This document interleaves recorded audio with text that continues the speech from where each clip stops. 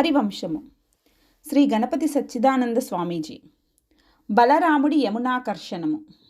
ఇలా కొద్ది కాలం జరిగాక బలరాముడికి బృందావనాన్ని, ఆ పరిసరపు ప్రాంతపు గొల్ల పల్లెలను చూసి రావాలని కోరిక పుట్టింది. అతను శ్రీకృష్ణుడితో చెప్పి అనుమతి తీసుకొని ఒంటరిగా గొల్లపల్లెకు వెళ్ళాడు. ఆ వెళ్ళేటప్పుడు మధురా నగరంలోని రాచరికపు వేషంతో కాకుండా పూర్వం తాము గొల్లపల్లెలో ఏ వేషంతో సంచరించారో అలాంటి వేషంతోనే, అలాంటి అలంకారాలతోనే అక్కడికి వెళ్ళాడు. అక్కడి పాత బంధువులు కూడా బలరాముణ్ణి ఎంతో ఆదరించి స్వాగతం పలికారు. బలరాముడు వారందరి ఇళ్లలోనూ కలియ తిరుగుతూ మగవారితోనూ ఆడవారితోనూ స్నేహంగా కబుర్లు చెప్పుకుంటూ ఆ పల్లెలో ఆనందంగా తిరిగాడు.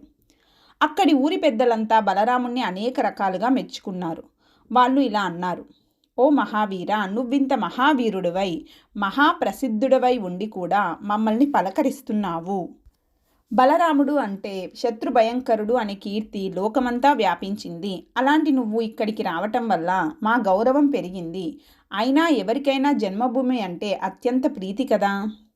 మీ అన్నదమ్ములు సామాన్యులు కారు. చాణురు ముష్టికులను సంహరించేశారు, కంసుణ్ణి సంహరించారు. అయినా రాజ్యాకాంక్ష లేకుండా ఉగ్రసేనుడికే పట్టాభిషేకం చేశారు. మేము ఇంకా ఎన్నో వార్తలు విన్నాం. మీ గురువుగారి పుత్రుణ్ణి మళ్ళీ బ్రతికించి తెచ్చారు. గోమంత పర్వతం దగ్గర జరాసంధుణ్ణి ఓడించారట. మహావీరుడని ప్రసిద్ధి పొందిన దరదుణ్ణి సంహరించారట.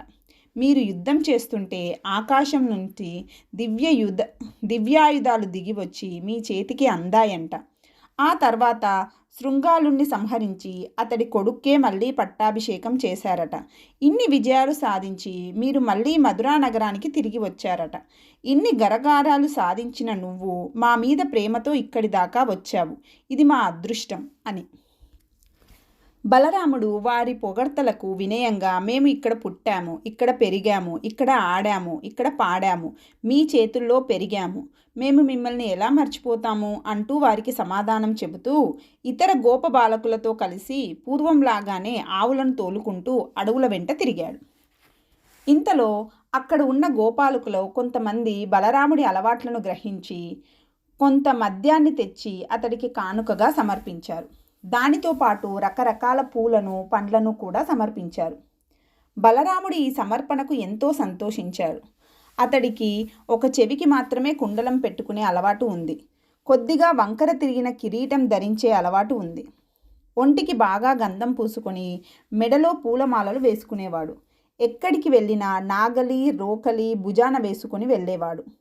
అలాంటి బలరాముడితో కలిసి గోపాల వీరులు కొంతమంది అడవిలో మద్యపానోత్సవం చేశారు. బలరామునికి కొద్దిగా మత్తెక్కింది. దానితో తలకాయ కొంచెం ఊగసాగింది. ముఖం మీద కొంచెం చెమటబొట్లు వచ్చాయి. అలాంటి స్థితిలో బలరాముడు ఉన్నట్టుండి, ఓ యమునా నది, నాకు స్నానం చేయాలని ఉంది, నువ్వే నా దగ్గరికి రా అన్నాడు. యమునా నది దేవతకు ఈ మాటలు వినిపించాయి. కానీ ఆమె పట్టించుకోలేదు. దాంతో ఆగ్రహించిన బలరాముడు ఉగ్రంగా లేచి నిలబడి తన నాగలిని పొడుగు పెంచి యమునా నది వైపు వేసి ఆ నదిని గట్టిగా గుంజసాగాడు. బలరాముడు ఉగ్రుడై ముఖం కొంచెం వంకరగా తిప్పుకొని నాగలిని యమునా నది ఒడ్డుకు వేసి గుంజుతుంటే ఆ హడావిడికి అతడి మెడలోని పూలమాలలు తెగి పడసాగాయి. గోపాల బాలురు ఆశ్చర్యంగా చూస్తున్నారు. కానీ ఆశ్చర్యంగా ఈ నాగలి దెబ్బకు విలవిలలాడిన యమునాదేవి ఆ నాగలి గీసిన గీటు వెంబడి బలరాముడి దాకా వచ్చేసింది. అలా జలప్రవాహ రూపంతో బలరాముడి దగ్గరికి చేరిన యమునానది దేవత స్త్రీ రూపంతో ప్రత్యక్షమై ఇలా అంది: ప్రభూ, ప్రసన్నుడివిక, నీవు నా దారినే మార్చేశావు. దీనివల్ల నేను తోటి నదుల్లో నగుబాటుకు గురి అవుతున్నాను. శ్రీకృష్ణ సోదరా, వీరా, శాంతించు, నీ కోపం తగ్గించు. ఇక్కడి నుంచి నేను ఏ దారిన వెళ్ళి సముద్రంలో కలవాలో నువ్వే నిర్దేశించు. నీకు శిరస్సు వంచి నమస్కరిస్తున్నాను అని. యమునా నది ఇలా వినయంగా శరణు వేడేసరికి బలరాముడు ప్రసన్నుడై ఇలా అన్నాడు: ఓ నది దేవత, నేను నాగలితో ఒక గీత గీస్తాను. ఆ గీత వెంబడి నువ్వు ముందుకు సాగు. దాని వలన ఈ ప్రదేశంలోని పొలాలన్నీ జల సమృద్ధితో కలకలలాడుగాక. దీనివల్ల ఈ గ్రామాలన్నీ బాగుపడతాయి. నా కీర్తి కూడా శాశ్వతంగా నిలుస్తుంది. కనుక అలా చెయ్యి అని. యమునా నది ఆ విధంగానే చేసింది. అప్పటిదాకా బలరాముడు మద్యప్రియుడని భావిస్తున్న గోపవీరులు బలరాముడి దివ్య ప్రభావాన్ని ప్రత్యక్షంగా దర్శించి ఆశ్చర్యచకితులయ్యారు. అలా బలరాముడు గొల్లపల్లెలో కొద్ది రోజులు సంచరించి మళ్ళీ మధురా నగరానికి వెళ్ళిపోయాడు. అక్కడ శ్రీకృష్ణుడు గొల్లపల్లెలోని తమ బంధుమిత్రుల క్షేమ సమాచారాలు తెలుసుకొని సంతోషించాడు. రుక్మిణీ స్వయంవర వార్త. శ్రీకృష్ణుడి యొక్క పరాక్రమం వల్ల, బుద్ధిబలం వల్ల మధురానగర రాజ్య వ్యవహారాలలో అతడి ప్రాధాన్యం పెరిగిపోతూ వచ్చింది. అది ఏ స్థాయికి వచ్చిందంటే, వివిధ దేశాలకు వార్తలు సేకరించటానికి వెళ్ళిన చారులు సరాసరి శ్రీకృష్ణుడి దగ్గరికే వచ్చి వార్తలు చెబుతూ ఉండటం, ఆ వార్తలకి సంబంధించిన చర్చా సమావేశాలు శ్రీకృష్ణుడి సన్నిధిలోనే జరుగుతూ ఉండటం దాకా వచ్చింది. ఒక రోజున అలాంటి గూఢాచార వార్త సమావేశమే శ్రీకృష్ణ మందిరంలో జరిగింది. ఆ సమావేశానికి వచ్చిన గూఢాచార నాయకులు ఇలా చెప్పారు: శ్రీకృష్ణ, భోజవంశీయుడైన భీష్మక మహారాజు పరిపాలనలో ఉన్న కుండీన మహానగరంలో రాజశ్రేష్ఠుల పెద్ద సమావేశం ఒకటి జరగబోతుంది. ఈ సమావేశాన్ని ఏర్పాటు చేసిన వాడు భీష్మక మహారాజు యొక్క కొడుకు, ఆ రాజ్యపు యువరాజు అయిన రుక్మి. రుక్మి యొక్క పెద్ద చెల్లెలి పేరు రుక్మిణి. ఆమె అతిలోక సౌందర్యవతి. ఆమెకు స్వయంవరం ద్వారా వివాహం జరిపించాలని రుక్మి నిర్ణయం చేశాడు. నిజానికి పెద్దరాజు గారికి ఈ స్వయంవర వ్యవహారం ఇష్టం లేదు. అయినా కూడా ఆయన కొడుకు మాటను కాదనలేడు. అందువల్ల నానా దేశాల రాజులు అందరినీ ఆ స్వయంవరోత్సవానికి రమ్మని ఆహ్వానం పంపించారు. రాజులందరూ వస్తున్నారు. ఇవాల్టి నుంచి 3వ రోజున స్వయంవరం జరగబోతుంది. ఆహుతులైన రాజులందరికీ స్థాయికి తగ్గట్టుగా వారి వారి నివాస భవనాలు, గూడారాలు వగైరాలు కుండినా నగరంలో ఏర్పాటు అవుతున్నాయి. పులులు, సింహాలు, ఏనుగులు వంటి రాజ మహావీరులంతా వందల సంఖ్యలో అక్కడికి చేరుతున్నారు. అయినా కూడా మన మధురా రాజ్యానికి ఆహ్వానం రాలేదు. ఇక్కడ రాజు ఉగ్రసేనుడు వృద్ధుడని, శ్రీకృష్ణ బలరామాదులు అసలు రాజులే కాదని రుక్మి వాదిస్తున్నాడు. కనుక మనం ఇప్పుడు చేతులు ముడుచుకొని ఇంట్లో కూర్చోవాలో, మన బలాపరాక్రమాలను విజయోత్సాలకు తగినట్టుగా స్వయంవర సభకు వెళ్ళాలో పెద్దలంతా చేరి నిర్ణయించాలి అని. చారులు చెప్పిన వార్తలు విని సభాసదులంతా శ్రీకృష్ణుడికి ఏది సమ్మతమో అదే చేయాలని నిర్ణయించారు. శ్రీకృష్ణుడు ఏమాత్రం ఆలస్యం చేయకుండా తగిన సైన్యాన్ని తీసుకొని తనే స్వయంగా స్వయంవరానికి బయలుదేరాలని నిశ్చయించాడు. అందువల్ల అతను ఉగ్రసేన మహారాజుతో, మహారాజా, మీరు తగిన పరివారంతో రాజధానిలోనే ఉండిపోండి. మా అన్నగారు బలరాముడు మీకు రక్షణగా ఉంటాడు. ఎందుకంటే నగరం బొత్తిగా శూన్యంగా ఉంటే ఎవరైనా దాడికి దిగవచ్చు అన్నాడు. అది విని ఉగ్రసేన మహారాజు కంగారు పడుతూ, కృష్ణ మహావీర, నేను చెప్పేది కొంచెం విను. నువ్వు లేకపోతే మాకు రక్షణేమిటయ్యా? నువ్వు పక్కన ఉంటేనే దేవతలు యుద్ధానికి వచ్చినా భయపడం. అందుచేత మమ్మల్ని నీతో కూడా తీసుకుపోవడమే మంచిది అన్నాడు. శ్రీకృష్ణుడు చిరునవ్వు నవ్వి, మహారాజా, మీకు ఎలా తోస్తే అలాగే చెయ్యండి అన్నాడు. వెంటనే ప్రయాణం ప్రారంభమైంది. శ్రీకృష్ణుడు చక్రాన్ని, గదను ధరించి సేనకు అగ్రభాగంలో నాయకుడుగా నిలబడ్డాడు. సాయంత్రం సూర్యాస్తమయం అయ్యేలోపే శ్రీకృష్ణ బృందం కుండీన నగరానికి చేరింది. కుండీనపురం దగ్గర పడుతూ ఉండగా శ్రీకృష్ణుడు కొంచెం ఆలోచించి గరుత్మంతుణ్ణి స్మరించాడు. తక్షణమే గరుత్మంతుడు ప్రచండమైన వేగంతో శ్రీకృష్ణుడి ముందుకు వచ్చి వాలాడు. గరుత్మంతుడి యొక్క రెక్కల గాలి దాటికి కుండీన నగరపు పొలిమేరల్లో ఉన్న మహారాజులు అనేక మంది తూలి క్రింద పడ్డారు. శ్రీకృష్ణుడు మాత్రం గరుత్మంతుడి వంక ఆదరంగా చూస్తూ, గరుడా, నీకు స్వాగతం. వెంటనే వచ్చేశావు, సంతోషం. మనం ఇప్పుడు సరాసరి కుండినాపురంలో భీష్మక మహారాజు వద్దకు వెళ్ళవద్దు. ఇక్కడికి దగ్గరలోనే విదర్భ నగరంలో భీష్మకుడి తండ్రి అయిన కైశిక మహారాజు నివసిస్తున్నాడు. మనం అక్కడికి వెళ్దాం. అక్కడ కూడా వందల కొద్ది రాజులు బస చేసి ఉన్నారు. మనం అక్కడికే పోదాం అని శ్రీకృష్ణుడు గరుడుడి మీద కూర్చున్నాడు. శ్రీకృష్ణుడు వచ్చాడని తెలిసి విదర్భ నగరంలో అప్పటికే విడిది చేసి ఉన్న ఇతర రాజులు సంతోషపడ్డారు. కైశిక మహారాజు సంతోషంగా శ్రీకృష్ణుడికి ఎదురు వచ్చి రాజోచితమైన రీతిలో అర్ఘ్యపాద్యాలు ఇచ్చి సాదరంగా స్వాగతం పలికి ఒక రాజోచితమైన నివాసంలోకి ప్రవేశపెట్టాడు. జరాసంధుడి మంతనాలు. శ్రీకృష్ణుడు ఇలా విదర్భ నగరంలో విడిది చేశాడని తెలియగానే కుండీన నగరంలో అప్పటికే విడిది చేసి ఉన్న జరాసంధీయ రాజవర్గంలో పెద్ద కలకలం బయలుదేరింది. ఆహ్వానం లేకుండానే శ్రీకృష్ణుడు ఎలా వచ్చాడని కొందరు, అలా వచ్చిన శ్రీకృష్ణుడికి ముసలి మహారాజు గారు రాజమర్యాదలు ఎలా చేశాడని కొందరు ఒకరితో ఒకరు చర్చించుకోసాగారు. చివరికి ఇలా లాభం లేదని జరాసంధ వర్గం వారంతా ఒక సమావేశం ఏర్పాటు చేసుకున్నారు. ఆ సమావేశంలో రాజబృంద నాయకుడైన జరాసంధుడు ఇలా ప్రసంగించాడు. మహారాజ శ్రేష్ఠులారా, ఈ సమావేశానికి భీష్మక మహారాజు గారు కూడా రావటం ఎంతో సంతోషం. వసుదేవుడి పుత్రుడు శ్రీకృష్ణుడు అనే వీరుడు గరుత్మంతుడి మీద ఎక్కి విదర్భ నగరానికి చేరాడని తెలుస్తోంది. ఇతనికి ఆహ్వానం లేదు, అయినా వచ్చాడు. ఆ రావటం సైన్య సమేతంగా వచ్చాడు. అది చాలక గరుత్మంతుని తెచ్చుకున్నాడు. దీన్ని బట్టి చూస్తే అతను రుక్మిణీ కన్య కోసమే వచ్చాడని అర్థమవుతుంది. ఇక అతని బలాలేమిటో బలహీనతలేమిటో మనం అనేకసార్లు స్వయంగా ప్రత్యక్షంగా గమనించి ఉన్నాం. విశేషించి ఇటీవల కాలంలో గోమంత పర్వతం దగ్గర వాళ్ళిద్దరూ చూపిన పరాక్రమం ఏమిటో మీ అందరికీ తెలుసు.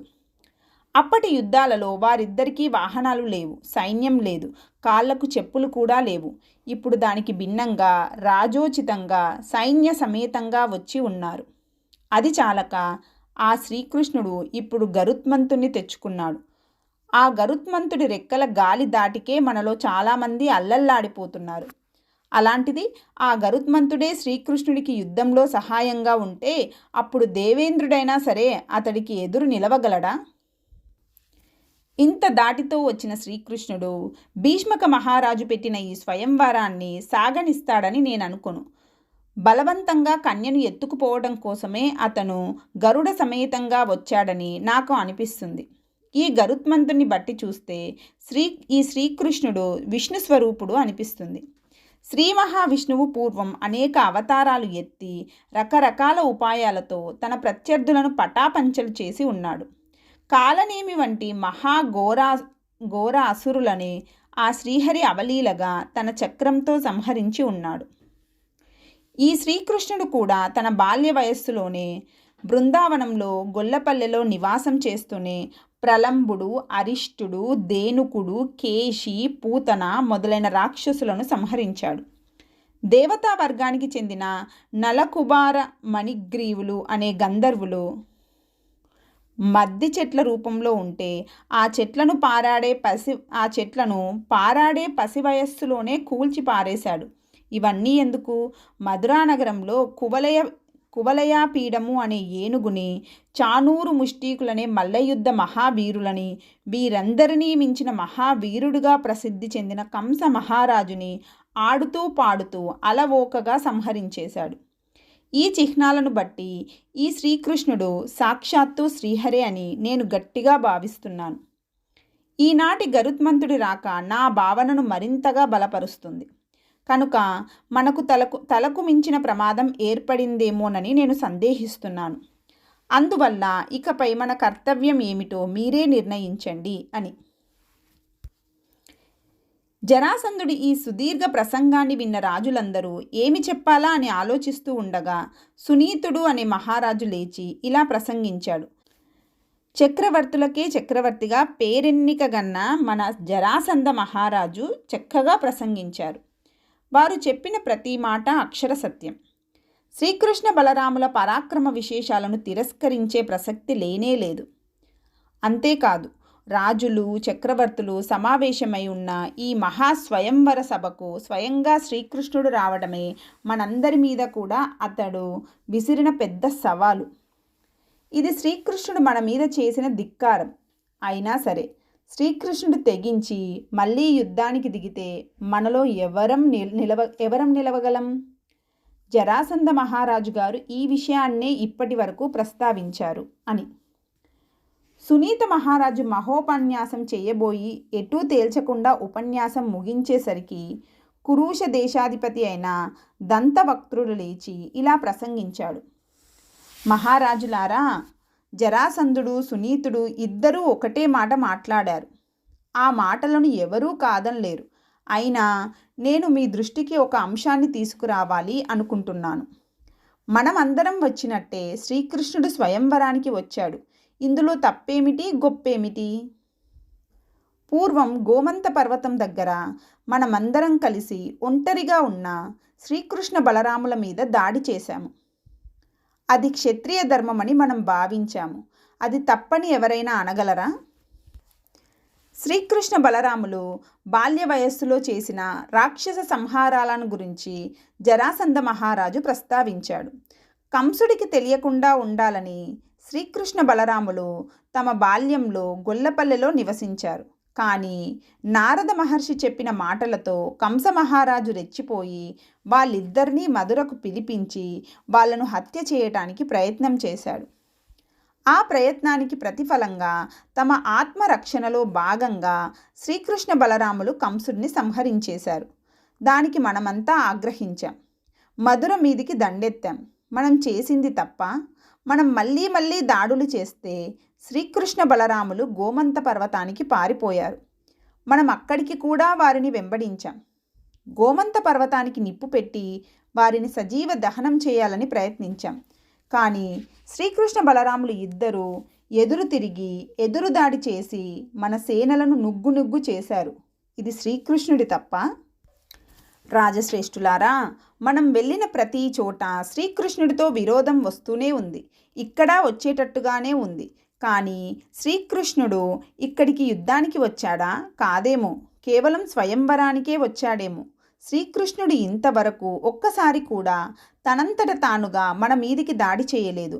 పరిశీలించి చూస్తే శ్రీకృష్ణుడు కఠినుడు కాదు, దుర్బలుడు కాదు. అతడికి ఈర్ష్యాసూయాదులు లేవు.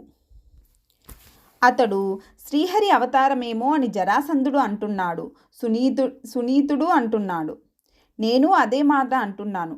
అతడు యాదవులలో భోజశాఖకు చెందిన కంసుణ్ణి సంహరించాడు. అందుచేత వైరాన్ని తొలగించుకొని భోజశాఖీలతో స్నేహం కలిపేందుకోసమే అతడు ఈ భీష్మక మహారాజు గారి స్వయంవరానికి వచ్చాడని నేను అనుకుంటున్నాను. ఎందుకంటే ఈ భీష్మకుడు భోజశాఖీయుడే కదా. కనుక నాకు తోస్తున్న సలహా ఒకటే, మనం ఈ శ్రీకృష్ణుడితో విరోధం వదిలిపెట్టేద్దాం. అతడికి ఇప్పుడు అర్ఘ్యపాద్యాయులు ఇచ్చి స్వాగతం పలుకుదాం, ఆతిథ్యం ఇద్దాం. ఇది మన గౌరవప్రదంగా సంధి చేసుకోవడానికి తగిన సన్నివేశం. ఇలా చేస్తే మనకు భయం అనేది లేకుండా పోతుంది. ఆలోచించండి అని దంతభక్తుడి సంధి ప్రసంగాన్ని విన్న శాల్వ మహారాజు ఒక్కింత ముఖం చిట్లించుకొని లేచి నిలబడి ఇలా ప్రసంగించాడు. దంతవక్త్ర మహారాజు గారు మంచి సలహా ఇస్తున్నారు. అలా అయితే ఇక మన చేతుల్లో ఆయుధాలెందుకు? పక్కన పారేద్దాం. అలా చేస్తే ఇక యుద్ధ భయమే లేదు. అయితే ఇది క్షత్రువులకు తగిన పనేనా? ఇది రాజధర్మమేనా? ఇది వీరుల పద్ధతేనా? అయితే శ్రీకృష్ణుడి శ్రీహరి అవతారమని నాకు తెలుసు. అయితే మాత్రం మనం క్షత్రియ ధర్మాన్ని వదిలిపెట్టాలా? శ్రీహరి చేతిలో మరణిస్తే శాశ్వత స్వర్గలోపం లభించదా? నాకు తెలిసిన తత్వశాస్త్రం ప్రకారం ఆయుష్యం ఉన్నంత వరకు ఎవరినీ ఎవరూ సంహరించలేరు. కాలం తీరిపోతే మరణం ఆగదు. ఇలా తత్వవాక్యాలు పలుకుతున్నాను కనుక నేను సంధికి వ్యతిరేకిని అనుకోకండి. సాక్షాత్తుగా శ్రీ మహావిష్ణువుతో యుద్ధానికి దిగాలని నేను మాత్రం ఎలా అంటాను? మీరు చెప్పినట్లుగా అందరితోనూ మైత్రియే కలగనీయండి అని. సభలో ఉన్న భీష్మక మహారాజు ఈ ప్రసంగాలను గమనిస్తున్నాడు. కొంతమంది కొంత దుందుడుగా మాట్లాడినా చివరికి సంధికే ఒప్పుకుంటున్నారు. తనకు అదే ఇష్టంగా ఉంది. కానీ తన పెద్ద కొడుకు రుక్మి మాత్రం దీనికి ఒప్పుకోడు. ఎందుకంటే ఆ రుక్మి పరశురాముణ్ణి ఆశ్రయించి పరశురామాస్త్రం అనే అపూర్వ అస్త్రాన్ని సంపాదించి ఉన్నాడు. ఇది కాక మరికొన్ని దివ్యాస్త్రాలను కూడా పరశురాముడు రుక్మికి ప్రసాదించి ఉన్నాడు. అందువల్ల అతడి కాళ్ళు నేల మీద ఆనటం లేదు. ఆ విషయాన్ని మనసులో ఆలోచించుకొని భీష్మక మహారాజు లేచి ఇలా ప్రసంగించాడు. రాజులారా, నా పుత్రుడు రుక్మి ఎల్లవేళలా పరాక్రమ అభిమానంతో ఉంటాడు. యుద్ధం అంటే జంకనే జంకడు. అతనికి శ్రీకృష్ణుడు అంటే గిట్టనే గిట్టదు. శ్రీకృష్ణుడు ఈ స్వయంవరాన్ని భేదించి కన్యకను ఎత్తుకుపోవడం ఖాయం. ఇందులో నాకైతే సందేహం లేదు. ఇదే జరిగితే నా పుత్రుడికి శ్రీకృష్ణుడికి యుద్ధం తప్పదు. అలా యుద్ధం జరిగితే నా పుత్రుడికి ఏమవుతుందో నేను ఊహించలేకుండా ఉన్నాను. శ్రీకృష్ణుడికి స్వాగతం పలికితే నాకు నా పుత్రుడితో విరోధం వస్తుంది. శ్రీకృష్ణుడు స్వయంవరాన్ని భంగం చేయకపోయినా ఒకవేళ నా పుత్రిక రుక్మిణియే శ్రీకృష్ణుడిని స్వయంగా వరించినా సరే దాన్ని మా రుక్మి సహించడు. అప్పుడు శ్రీకృష్ణుడితో రుక్మికి యుద్ధం తప్పదు. దానివల్ల వచ్చే ప్రమాదాన్ని నేను ఊహించలేను. పూర్వం శ్రీకృష్ణుడు శృగల మహారాజు వద్దకు వెళ్ళాడు. శృగల మహారాజు కూడా మా రుక్మిలాగానే బలగర్వితుడు. వెనుక ముందులు ఆలోచించకుండా శ్రీకృష్ణుడి మీదికి దూకాడు. మంటల్లోకి దూకిన మిడతలాగా క్షణంలో భస్మమైపోయాడు. శ్రీకృష్ణుడి మహిమల గురించి, బలరాముడి మహిమల గురించి ఇంతకు ముందు మాట్లాడిన వక్తలు కొన్ని విశేషాలు చెప్పారు. అంతకు మించిన అనేక విశేషాలు జరిగాయని మేము వింటున్నాము. ఉదాహరణకు ఎప్పుడో చచ్చిపోయిన గురుపుత్రుణ్ణి మళ్ళీ బ్రతికించి తెచ్చాడు శ్రీకృష్ణుడు. ఇటువంటి వాడు మానవ మాతృడు ఎలా అవుతాడు? కనుక అన్ని విధాలా ఆలోచించగా మా రుక్మికి సమ్మతం కాకపోయినప్పటికీ దంతవక్త్ర మహారాజు గారు చెప్పినట్లుగా శ్రీకృష్ణుడితో సంధి చేసుకోవటమే ఉత్తమమని నేను భావిస్తున్నాను. నేనే స్వయంగా వెళ్ళి శ్రీకృష్ణుడిని ప్రసన్నుని చేసుకోవడమే ఉత్తమం అని భావిస్తున్నాను అని. భీష్మక మహారాజు ప్రసంగాన్ని సభలోని వారు ఆమోదించారు. సభ పూర్తి అయ్యాక భీష్మక మహారాజు విడిగా తమ మంత్రులతో సమావేశమయ్యాడు. వాళ్ళు కూడా భీష్మక మహారాజు యొక్క ఆలోచనలనే సమర్థించారు. అప్పటికే రాత్రి పొద్దుపోయింది. భీష్మక మహారాజు ఆ రాత్రికి విశ్రమించాడు. ఇతర రాజులు కూడా తమ తమ బసలలో విశ్రమించాడు. మర్నాడు తెల్లవారేసరికి ఏ దేశపు చారులు ఆయా దేశపు రాజుల దగ్గరికి వెళ్ళి తాము సేకరించిన వార్తలను విన్నవించారు. వాటిలో ప్రధాన అంశం ఒకటే. శ్రీకృష్ణుడు తాను కేవలం ప్రేక్షక మాత్రుడుగా స్వయంవరానికి రాలేదు.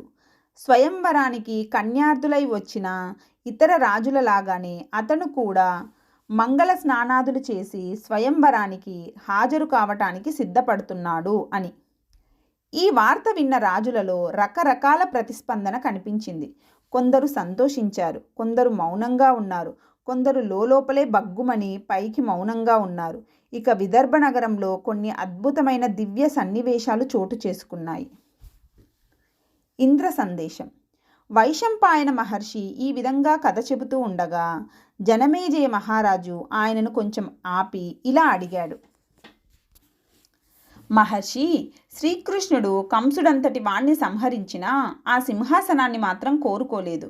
కానీ రుక్మిణీ కన్య కోసం ఆహ్వానం లేకుండానే ఆ స్వయంవరానికి వచ్చాడు. అయినా కూడా భీష్మక మహారాజు ఆయనకు స్వాగతం పలకలేదు.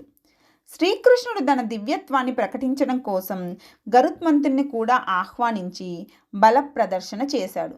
అయినా కూడా భీష్ముకుడిలో చలనం రాలేదు. ఇది నిజంగా ఘోర అవమానమే. ఇంతటి అవమానాన్ని ఇటు శ్రీకృష్ణుడు కానీ అటు గరుత్మంతుడు కానీ ఎందుకు క్షమించి ఊరుకున్నారు? ఇది కొంచెం వివరించండి అని. వైశంపాయన మహర్షి దాని కారణాన్ని వివరించసాగాడు. జనమేజయ, శ్రీకృష్ణుడు స్వయంగా ఎవరి మీదికి యుద్ధానికి దూకడు, కయ్యానికి కాలు దువ్వడు. అందుకే ఆయన సూటిగా కుండినాపురానికి వెళ్లకుండా వృద్ధుడైన కైశిక మహారాజు ఉన్న విదర్భ నగరానికి వెళ్ళాడు. శ్రీకృష్ణుడు వస్తున్నాడని కైశికుడికి భీష్ముడికి కూడా వార్త కొంచెం ముందుగానే చేరింది. భీష్మకుడికి శ్రీకృష్ణుడిని ఆహ్వానిద్దామనే ఉంది, కానీ దానికి రుక్మి అంగీకరించడు. అందువల్ల భీష్మకుడు తన తండ్రి అయిన కైశిక మహారాజుతో రహస్యంగా సంప్రదించాడు. దానికి తగ్గట్టే శ్రీకృష్ణుడు కుండినా నగరానికి రాకుండా విదర్భ నగరానికే వెళ్ళాడు. విదర్భ నగరంలో కైశికుడే కాకుండా అతని సోదరుడైన క్రతుడు కూడా నివసిస్తున్నాడు. భీష్మకుడి మంతనాలు అయినాక వృద్ధుడైన కైశికుడు తన తమ్ముడైన క్రతుడితో కూడా సంప్రదించాడు. వాళ్ళిద్దరూ సరే అంటే సరే అనుకొని శ్రీకృష్ణుడు విదర్భ నగరం ద్వారా దగ్గరికి వచ్చేసరికల్లా ఇద్దరూ కలిసి ఎదురు వెళ్ళి శ్రీకృష్ణుడికి స్వాగతం పలికి అతడు వయస్సులో చాలా చిన్నవాడైనప్పటికీ వృద్ధులు ఇద్దరూ శిరస్సు వంచి నమస్కరించి ఇలా విన్నవించారు. శ్రీకృష్ణ, ఇవాళ మా జన్మ ధన్యమైంది. మా పితృదేవతలు తరించారు. ఎందుకంటే సాక్షాత్తుగా శ్రీహరి మా నగరానికి విచ్చేశాడు. హే ఉపేంద్ర, అందుకనే మా సోదరులు ఇద్దరమూ కలిసి మా ఈ విదర్భ నగర రాజ్యాన్ని నీకు కానుకగా సమర్పిస్తున్నాము. సమర్పించడం అంటే వట్టి మాటగా అనటం కాదు, శాస్త్రోక్తంగా పట్టాభిషేకం చేస్తాం. ఈ మా నిర్ణయాన్ని జరాసంధ చక్రవర్తి కూడా కాదనలేడు. అయినా ఈ మధ్య జరాసంధుడు ఎప్పుడు చూసినా నీ గురించే మాట్లాడుతున్నాడు, నీ పరాక్రమాన్ని మెచ్చుకుంటున్నాడు. ఆ జరాసంధుడే మా భీష్మకుడితో ఒక మాట అన్నాడు. ఏమిటంటే, ఆ శ్రీకృష్ణుడు ఆహ్వానం లేకుండా స్వయంవర సభకు రాడు.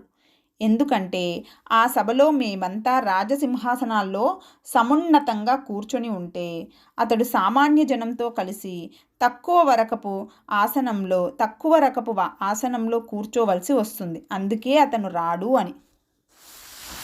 జరాసంధుల ఆలోచన ఇలా ఉంది. అయినా సరే నువ్వు వచ్చావు, అందుకే నువ్వు వస్తున్నావని తెలియంగానే మా అబ్బాయి భీష్మకుడు నేను కలిసి ఆలోచించి నీకోసం విదర్భలో ఒక నివాస భవనం ఏర్పాటు చేసి ఉంచాము. నువ్వు సర్వజ్ఞుడివి కనుక అటు కుండినపురం వైపు వెళ్లకుండా సరాసరి విదర్భకే వచ్చేశావు. అయినా నువ్వు సర్వదేవాదిదేవుడివి, సర్వదేవాధిపతివి. నీకు ఇతరులు ఇచ్చే మర్యాదతో పని లేదు. కానీ ఈ మానవలోకపు రాజుల మధ్యలో నువ్వు తక్కువ కాకూడదనే ఆలోచనతోనూ సభలో నీకు సింహాసనం ఎక్కడ వెయ్యాలా అనే సంకటం మాకు రాకుండా ఉండటం కోసము మేము విదర్భ రాజ్యాన్ని కానుకగా సమర్పిస్తున్నాము. ఓ మహా తేజస్వి, మీరు మీ విడిది గృహంలోకి రాకుండా సరాసరి మా రాజభవనంలోకి విచ్చేసి సూటిగా మా రాజసింహాసనంలోనే కూర్చొని ఇప్పటి నుంచి విదర్భ నగరాధీశ్వరులుగా వ్యవహరించండి. ఈరోజు మీరు మంగళ స్నానాలు చేసి రాజ్య పట్టాభిషేకానికి కావలసిన పూర్వరంగ క్రతువును మా పురోహితుల ద్వారా నిర్వహించండి. ఈలోగా మీ పట్టాభిషేక మహోత్సవానికి ఇక్కడ మహారాజులంతా వచ్చే ఏర్పాట్లు మేము చేస్తాము అని. శ్రీకృష్ణుడు ఈ మాటలు విని తన మందహాసంతో అంగీకారం తెలియచేశాడు. క్రతకైశికులు ఇద్దరూ శ్రీకృష్ణుడి దగ్గర సెలవు తీసుకుని కుండినా నగరంలో జరుగుతున్న మహారాజు సభకు విచ్చేశారు. ఆ సభలో వృద్ధుడైన కైశికుడు ఇలా ప్రసంగించాడు.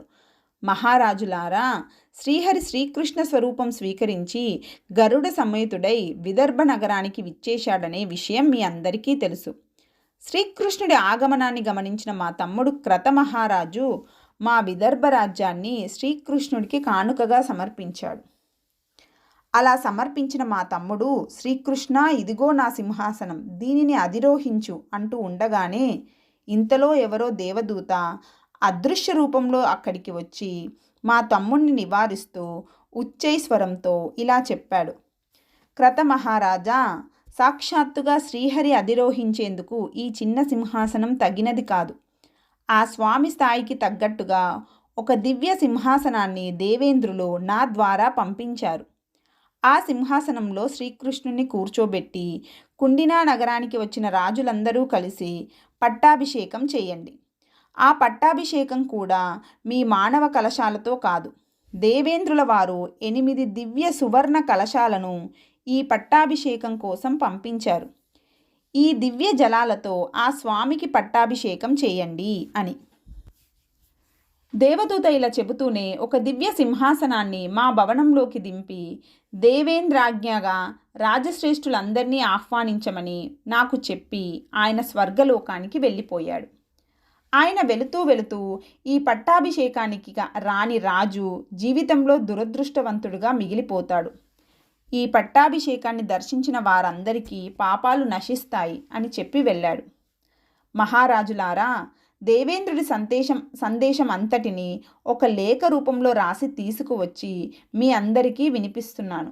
కనుక రాజశ్రేష్ఠులు అందరూ ఈ పట్టాభిషేకానికి తప్పకుండా విచ్చేయవలసిందిగా ఆహ్వానిస్తున్నాము. మహారాజులారా, మేము శ్రీకృష్ణుడితో సంధి చేసేసుకున్నాము. ఎందుకంటే అతడి పరిశుద్ధ స్వభావం మాకు అర్థమైంది. అతడికి ఎవరి మీద విరోధం లేదు. విశేషించి జరాసంధుడి మీద వైరం అసలే లేదు. అందుకే మీరు కూడా ఆలోచించి తగిన నిర్ణయం తీసుకోండి అని విన్నవిస్తున్నాం అని. కైశిక మహారాజు ప్రసంగాన్ని విన్న రాజులందరూ ఏమి చేద్దామా అని ఆలోచిస్తూ ఉండగానే ఆకాశంలో నుంచి ఒక అదృశ్యమైన గంభీరమైన వాక్కు ఇలా వినిపించింది. నేను దేవేంద్రుల వారి దూతను, చిత్రాంగదుడిని. మీ అందరి హితాన్ని కోరిన దేవేంద్రుల వారు మిమ్మల్ని అందరినీ ఇలా ఆజ్ఞాపిస్తున్నారు. రాజవీరులారా, శ్రీకృష్ణుడితో వైరం మీకు శ్రేయస్కరం కాదు. మీరు శ్రీకృష్ణుడితో స్నేహం చేసి మీ మీ రాజ్యాలలో సుఖంగా జీవించండి. శ్రీకృష్ణుడు శత్రు సైన్యాలకు యముడు, కానీ శరణు వేడిన వారికి అత్యంత ఆప్తుడు, ప్రియకరుడు. మామూలు మానవులకు మీలాంటి రాజులు పూజ్యులు, రాజులకు దేవతలు పూజ్యులు, దేవతలకు దేవేంద్రుడు పూజ్యుడు, ఆ దేవేంద్రుడికి శ్రీహరి పూజ్యుడు. ఆ శ్రీహరి ఇప్పుడు శ్రీకృష్ణుడై మానవ లోకంలో అవతరించి ఉన్నాడు. ఆయన్ని జయించడం శివుడికైనా సాధ్యం కాదు. అటువంటి శ్రీకృష్ణుడికి పట్టాభిషేకం జరగబోతుంది. ఇది దేవేంద్రుడి సంకల్పం. కానీ మానవులకు పట్టాభిషేకం చేసే అధికారం దేవతలకు లేదు. ఆ అధికారం మీదే. అందుకే మీరంతా కలిసి విదర్భకు వెళ్ళి క్రతకైశికులతో కలిసి శ్రీకృష్ణ పట్టాభిషేకం నిర్వర్తించండి. ఆ తర్వాత మీ స్వయంవర సభ జరుపుకోండి. ఇక్కడి ఈ సభ కూడా పూర్తిగా శూన్యం కావటం సముచితం కాదు. అందువల్ల జరాసంధుడు, సుమీతుడు, రుక్మి, శాల్వుడు అనే ఈ నలుగురు ఇక్కడే కుండినా నగర సభలో ఉండిపోండి. మిగిలిన వారంతా విదర్భ సభకు వెళ్ళండి అని. దేవేంద్రుడి దూత అయిన చిత్రాంగదుడు ఇలా దేవేంద్ర ఆజ్ఞను స్వయంగా వినిపించేసరికి అక్కడున్న రాజులందరికీ విదర్భకు వెళ్ళాలనే కోరిక పుట్టింది. మర్యాద కోసం జరాసంధుడి అనుమతి అడిగి సరే అనిపించుకొని వాళ్ళంతా విదర్భకు బయలుదేరారు. భీష్మక మహారాజుకు చాలా సంకటంగా ఉంది. తన కొడుకు రుక్మికి ఈ వ్యవహారం సమ్మతంగా లేదని ఆయనకు తెలుసు. అందువల్ల లోలోపల కల్లోల పడుతున్న పైకి గంభీరంగా ఉండిపోయి రాజులందరితో కలిసి తను కూడా విదర్భకు బయలుదేరాడు. అక్కడ శ్రీకృష్ణుడు మంగళ స్నానాదులు పూర్తి చేసుకొని పట్టాభిషేకోత్సవానికి సిద్ధమై ఉన్నాడు. ఈలోగా రాజులందరూ అక్కడికి చేరారు. వాళ్ళు అక్కడికి చేరేసరికి ఆకాశం నుంచి దిగిన దివ్య సింహాసనం అక్కడ ఉంది. ఆ సింహాసన సౌందర్యం చూసేసరికి రాజాది రాజులకు కూడా కళ్ళు జిగేలుమన్నాయి. ఇంతలో ఆకాశంలో గంధర్వ కిన్నెరాదులంతా చేరి శ్రీకృష్ణుడి దివ్య వైభవాన్ని కీర్తిస్తూ గానాలు చేశారు. సిద్ధులు, మహర్షులు గుమిగూడి స్తోత్రాలు చేశారు. దేవతలు దివ్య గంధాలను వర్షించారు. దేవతాధిపతి దేవేంద్రుడు పరివార సమేతంగా, అష్టదిక్పాలక సమేతంగా దివ్య విమానం మీద అక్కడికి వచ్చి అందరికీ ప్రత్యక్షంగా కనిపించేటట్టుగా ఆకాశంలో నిలబడ్డాడు. అది చూసి రాజశ్రేష్ఠులు అంతా నివ్వెరపోయి కళ్ళు పెద్దవి చేసుకొని గుడ్లప్పగించి చూస్తూ ఉండిపోయారు. ఈలోగా కైశిక మహారాజు అక్కడికి వచ్చిన రాజులందరికీ తగిన విధంగా స్వాగతం పలికి సభలోకి ప్రవేశింపచేసి శ్రీకృష్ణుడి దగ్గరకు వెళ్ళి రాజులు అందరూ సిద్ధంగా ఉన్నారని, సభకు విచ్చేయమని మనవి చేశాడు. శ్రీకృష్ణుడు వచ్చి దేవతలు పంపిన సింహాసనంలో కూర్చునేసరికి ఆ సింహాసన శోభ మరింత పెరిగిపోయింది. ఇంతలో ఆకాశం నుంచి దివ్య కలశాలు క్రిందికి దిగివచ్చి దివ్య గంగాజలంతో, రత్నాలతో, పుష్పాలతో శ్రీకృష్ణుడికి స్వయంగా అభిషేకం చేశాయి. ఆ సభలో గరుత్మంతుడు తన పక్షి రూపాన్ని వదిలిపెట్టి కామరూప విద్య ద్వారా మానవ రూపాన్ని స్వీకరించి శ్రీకృష్ణ సింహాసనానికి కుడి ప్రక్కన సముచిత స్థానంలో కూర్చున్నాడు. క్రతకైశికులు ఇద్దరు శ్రీకృష్ణుడి అనుమతి తీసుకొని ఆయనకు ఎడమ భాగంలో ఆసనాల మీద ఆసీనులయ్యారు. శ్రీకృష్ణుడితో వచ్చిన వృష్ణి, అందక ఇత్యాది వంశీయులైన మహావీరులు అంతా ఆ రాజసభలో సముచిత స్థానాలలో సమాసీనులయ్యారు. సభకు వచ్చిన రాజశ్రేష్ఠులు అందరూ శ్రీకృష్ణుడికి తగిన విధంగా గౌరవ మర్యాదలు చెల్లించి తమ ఆసనాలలో కూర్చున్నారు. అప్పుడు కైశిక మహారాజు లేచి నిలబడి శ్రీకృష్ణుడి అనుమతి తీసుకొని, ప్రభు, ఈ రాజులందరూ మీరు మానవ మాత్రులని భావించి మీ మీదికి దాడి చేసి ఉన్నారు. దానికి తమరు క్షమించాలి అని మనవి చేశాడు. ఆ మాటలు విన్న శ్రీకృష్ణుడు మృదు మధురంగా ఇలా ప్రసంగించాడు. కైశిక మహారాజా, నాకు కోపం ఒక పూట కూడా ఉండదు. అందులోనూ క్షత్రియ ధర్మాన్ని ఆచరిస్తున్న రాజుల విషయంలో నాకు కోపం అసలే ఉండదు. మహారాజులారా, రాజధర్మాన్ని అనుసరిస్తూ ధర్మబద్ధులై యుద్ధం చేసేవారి మీద నేను ఎందుకు కోపించాలి? జరిగిందేదో జరిగిపోయింది. వెళ్ళిన వారు వీర స్వర్గానికి వెళ్ళిపోయారు. మానవలోకంలో జనన మరణాలు అనివార్యాలు. కనుక మరణించిన వారి కోసం మీరెవరూ శోకించరాదు. నా మటుకు నాకు క్షమించడమే ఇష్టం. నేను ఎవరి మీద వైరం పెట్టుకోను. మీరు కూడా మీలోని వైరాన్ని తొలగించుకోండి. శ్రీకృష్ణుడు ఇలా పలికి కైశిక మహారాజు వంక ఒకసారి చూసి చిరునవ్వు నవ్వి తన ప్రసంగాన్ని ముగించాడు. అప్పుడు భీష్మక మహారాజు లేచి నిలబడి ఇలా ప్రసంగించసాగాడు. హే ప్రభూ, ఈ స్వయంవర వ్యవహారమంతా నా పుత్రుడైన రుక్మి యొక్క చాపల్యంతో ఏర్పాటు అయ్యింది. నా పుత్రుడు చిన్నవాడు, కొంచెం పట్టుదల మనిషి. ఆ కుర్రతనం వల్ల తన చెల్లెలికి స్వయంవరం జరగాలని అతను పట్టుబడ్డాడు. నా మటుకు నేను ఈ స్వయంవర వ్యవహారానికి సుముఖుణ్ణి కాను. నా కూతురు 10 మందిలోనూ తిరిగి ఇలా వరించడం నాకు సమ్మతం కాదు. నా కూతురు ఎవరిని కోరుకుంటే వారికి కన్యాదానం చెయ్యాలనేదే నా ఆలోచన. అయితే నేను నా పుత్రుడి మాట కాదనలేకపోయాను. కనుక ఈ తప్పంతా నాదే. కనుక నా అపరాధాన్ని మన్నించి అనుగ్రహించవలసిందిగా కోరుకుంటున్నాను అని. శ్రీకృష్ణుడు భీష్మకుడి మాటలు విని నవ్వుతూ ఇలా అన్నాడు. మహారాజా, నీ పుత్రుడు ఇంకా పూర్తిగా రాజ్యంలోకి రాకముందే ఇంతమంది రాజులను ఇలా కల్లోల పెట్టేశాడంటే ఇక అతని చేతికి పూర్తిగా రాజ్యాధికారం వస్తే ఇంకెంత ఉగ్రంగా ఉంటాడు. మహారాజా, మీ అనుమతి లేకుండా మీ పుత్రుడు చెల్లెలి స్వయంవరాన్ని ఎలా ప్రకటించగలుగుతాడు? మీకు తెలియకుండా ఇంతటి మహాస్వయంవర సభను ఎలా ఏర్పాటు చేయగలుగుతాడు? మీరే స్వయంగా వీరందరికీ స్వాగతం చెప్పారు, అతిథి పూజలు చేశారు. ఇంతమంది రాజులు, ఇన్ని సైన్యాలు ఇక్కడ సమకూడితే దానివల్ల ప్రజలకు సంకటాలు ఏర్పడతాయనే విషయం అనుభవశాలులైన మీకు తెలియకుండా ఉంటుందా అని నా సందేహం. బహుశా నా రాకే మీకు సమ్మతం కాకపోవచ్చు. అందుకే నన్ను అపాత్రుడిగా భావించి తాము స్వాగతం చెప్పి ఉండకపోవచ్చు. ఇప్పుడు స్వయంవరమే వద్దంటున్నారు. బహుశా నేను రావటమే దోషమని మీ ఉద్దేశం కావచ్చు. రాజా, నా కోసం మీ కన్య వివాహం మీరు మానుకోకండి. నన్ను వదిలిపెట్టి మీకు ఇష్టమైన వారికి మీరు కన్యాదానం చేసుకోండి. కన్యల వివాహానికి విఘ్నం చేసిన వాడు నరకంలో పడతాడు. ఇది ధర్మశాసనం. అలాంటి పాపం నేను చెయ్యను. అందుకే నేను మీ నగరానికి రాలేదు. విదర్భలో విశ్రాంతి తీసుకున్నాను. ఇక్కడ అనుకోకుండా రాజునయ్యాను. అయినా సరే మీ ముందు సిగ్గుతో ముడుచుకుపోతున్నాను. కైశిక మహారాజు గారు నన్ను, మా గరుత్మంతుణ్ణి పూర్తిగా ఆదరించారు. వారి సన్నిధిలో నేను ఆనందంగా ఉన్నాను.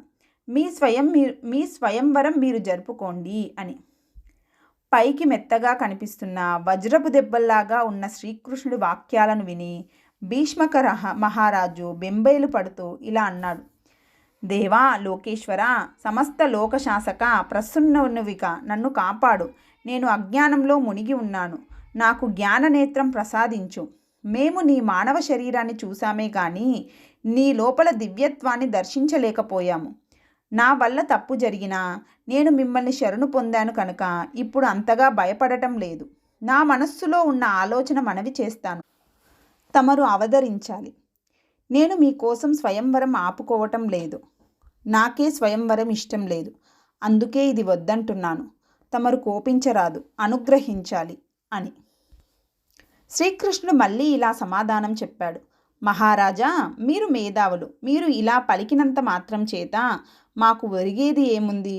మీరు మీ కన్యను ఎవరికి ఇస్తారో, అసలు ఎవరికి ఇవ్వనే ఇవ్వరో అది ఎవరికి తెలుసు? మీ నిర్ణయాన్ని అడ్డగించగలిగేది ఎవరు? మహా సౌందర్యవతి అయిన మీ అమ్మాయిని ఇతర రాజులకి ఎవ్వరికీ ఇవ్వవద్దు, నాకే ఇవ్వండి అని నేను అనటం లేదు. అలా అనే హక్కు నాకు లేదు. కానీ ఒక దేవ రహస్యాన్ని మాత్రం మీకు చెబుతాను. పూర్వం మేరు శిఖరం మీద దేవతల సభ ఒకటి జరిగింది. ఆ సభలో బ్రహ్మదేవుడి యొక్క సూచన మేరకు దేవతలందరూ తమ తమ అంశలతో భూలోకం మీద మానవ రూపంగా అవతరించడానికి నిర్ణయం జరిగింది. ఆ సందర్భంలో బ్రహ్మదేవుడు లక్ష్మీదేవి దగ్గరకు వెళ్ళి, అమ్మా, నీ భర్త మానవలోకంలో అవతరించబోతున్నాడు కనుక నువ్వు కూడా నీ అంశతో భీష్మక మహారాజు యొక్క రాణి గర్భంలో ప్రవేశించు, ఆ ఇంటిలో అవతరించు అని మనవి చేశాడు. ఆ మనవికి ఫలితంగానే మీ ఇంటిలో రుక్మిణీదేవి జన్మించింది. అటువంటి లక్ష్మీదేవిని స్వయంవరంలో నిలబెట్టి ఎవరికో ఇవ్వాలనుకోవటం అసాధ్యమైన పని. ఎప్పటికైనా మీరు ఆమెకు తగిన వరుడికి ధర్మబద్ధంగా దానం చెయ్యాలే గాని మరో విధానంగా ఆమె విషయంలో పనికిరాదు. అందుకనే దేవేంద్రుడు ఈ స్వయంవర సభకు విఘ్నం కలిగించమని మా గరుత్మంతుణ్ణి ప్రోత్సహించి ఇక్కడికి పంపించాడు. కానీ నేను దానికి అంగీకరించలేదు. కేవలం మీ ఉత్సవాన్ని చూసిపోవడానికి, అవతరించిన లక్ష్మీదేవిని దర్శించిపోవటానికి మాత్రమే నేను ఇక్కడికి వచ్చాను. అయినా మహారాజా, మీరు క్షమించమని నన్ను కోరారు. మీ మాటల్లో కపటం లేదని నేను నమ్ముతున్నాను. అందుకే పూర్తిగా క్షమిస్తున్నాను. నేను క్షమించి ఉండకపోతే మా గరుత్మంతుడి మీద నిలబడి ఘోరమైన ఆయుధాలతో ఈ సైన్యాల మీదికి ఎప్పుడో దూకి ఉండేవాణ్ణి. మహారాజా, మీరు మా తండ్రి వయస్సువారు. అందుకే మా తండ్రిలాగానే మీరు కూడా నాకు పూజ్యులు. మీ రాజ్యం మీరు సుఖంగా పరిపాలించుకోండి. ఇక నా హృదయంలో దుర్భావాలు ఉండమన్నా ఉండవు. ఈ విదర్భ నగర రాజులైన క్రతకైశికులు కూడా కాలుష్యరహితులే. వారు అతిథి సత్కారాలతో ఆగకుండా వారి రాజ్యాన్ని మాకు బహుమతిగా ఇచ్చారు. దానివల్ల వారి వంశంలో వెనుకటి 10 తరాల వారు ఇప్పటికే వైకుంఠంలోనికి చేరారు. ఇక వారి వంశంలో రాబోయే 10 తరాలు కూడా అలాగే వైకుంఠానికి వెళ్ళబోతూ ఉన్నాయి. నాకు రాజ్యాన్ని సమర్పించిన ఈ క్రతకైశికులకు సాక్షాత్తుగా మోక్షమే రాబోతుంది. నా పట్టాభిషేకోత్సవానికి తిలకించటానికి వచ్చిన అసూయరహితులైన ఈ రాజులకు స్వర్గలోకం లభించబోతుంది. మా వల్ల ఎవరికీ ఏ విఘ్నం కలగరాదు. మేము ఇప్పటికిప్పుడే మా గరుత్మంతుడితో సహా మధురా నగరానికి వెళ్ళిపోతున్నాము. మీ అందరికీ శుభం కలుగుగాక. ఇలా ప్రసంగించిన శ్రీకృష్ణుడు ఉన్నట్టుండి సభను విడిచిపెట్టి తన రథం వైపు నడిచాడు. ఆయన వెళుతుంటే భీష్మక మహారాజుకి శ్రీకృష్ణుడిలో ఉన్న విరాడ్ర రూపం దర్శనమిచ్చింది. 1000 తలలు, 1000 పాదాలు, 1000 కన్నులు, 1000 భుజాలు, దివ్య మాల్యాంబరాలు, దివ్య విభూషణాలు కలిగిన ఆ దివ్య విరాట్ రూపాన్ని దర్శించిన భీష్మక మహారాజు ఆనందపరవశుడై ఆ స్వామిని అనేక విధాలుగా స్తోత్రం చేశాడు. స్వామి, నువ్వు పురుషోత్తముడవు, నువ్వు యోగాధీశుడవు, నువ్వు గుణాతీతుడవు, అటువంటి నీకు నమస్కారము. ఓ దేవతాశ్రేష్ఠ, నేను నిత్యము నీ భక్తుణ్ణి. నాకు నువ్వు వరప్రదుడవు కమ్ము. నువ్వు లోకాలన్నిటికీ నాదుడివి, నాకు నాదుడివి. ఆత్మతత్వం తెలిసిన వారికి నువ్వు సాక్షాత్తు శ్రీ మహావిష్ణువే.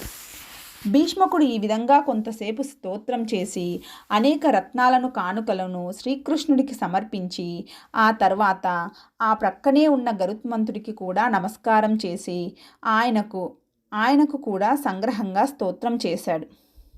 శ్రీకృష్ణుడు భీష్మకుడి స్తోత్రాన్ని, కానుకలను స్వీకరించి ఇతర రాజులు సమర్పించిన కానుకలను కూడా స్వీకరించి అందరి దగ్గర సెలవు తీసుకొని సైన్య సమేతుడై, గరుడ సమేతుడై మధురా నగరానికి బయలుదేరి వెళ్ళిపోయాడు. శ్రీకృష్ణుడు అలా వెళ్ళగానే దేవలోకం నుంచి సింహాసనాన్ని, కలశాలను తెచ్చిన దేవతలు వాటిని తీసుకొని ఆకాశంలోకి ఎగిరిపోయారు.